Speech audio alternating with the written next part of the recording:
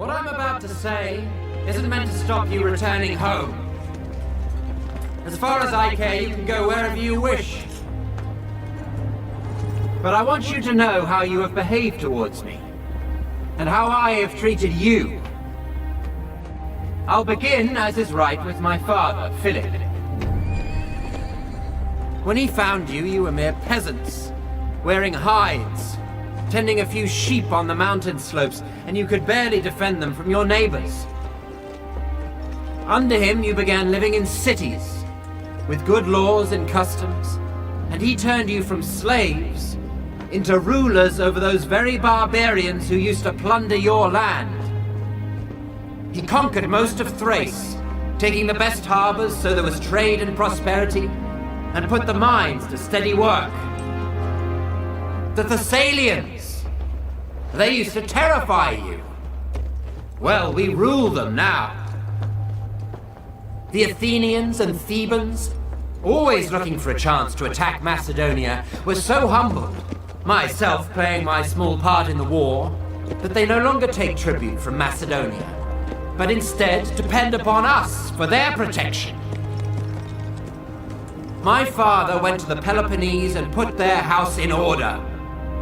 Then he was declared supreme commander of all the Greeks for the campaign against the Persians, an honor not just for himself, but for all Macedonians.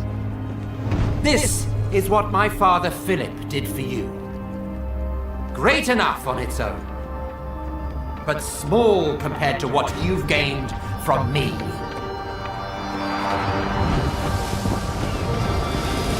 I crossed the Hellespont, even though back then the Persians still commanded the sea. I defeated the satraps of the great King Darius, and made you rulers of Ionia, Aeolis, Phrygia, and Lydia, and took Miletus by siege. The rest of the land surrendered willingly, and their wealth became yours. All the riches of Egypt and Cyrene, which I won without a fight, are yours now. Syria, Palestine, Mesopotamia, Babylonia, all belong to you. The wealth of Lydia, the treasures of Persia, the jewels of India and the outer sea. You are now satraps. You are generals and captains. What have I held back for myself apart from this purple cloak and diadem? Nothing. No man can point to my riches, only the things I hold in trust for you all. And what would I do with them anyway? I eat what you eat. I get no more rest than you. Many times I have spent the night on watch so that you could sleep soundly.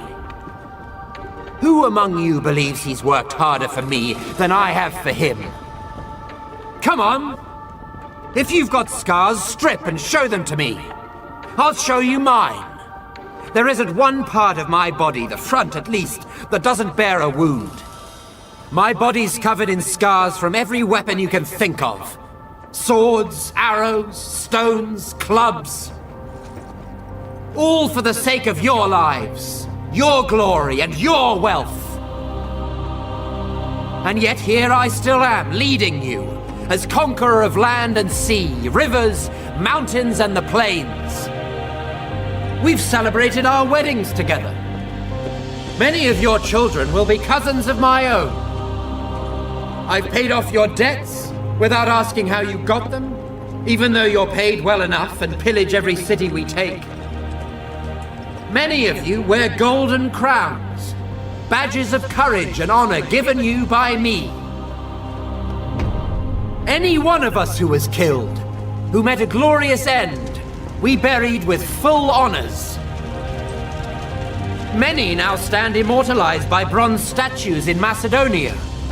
Their families are honored and pay no taxes. Under my command, not one man has been killed fleeing the enemy. And now, I wanted to send back some of you who've been wounded or crippled, or have grown old, to be welcomed back home as heroes. But since you all wish to go, then all of you, go!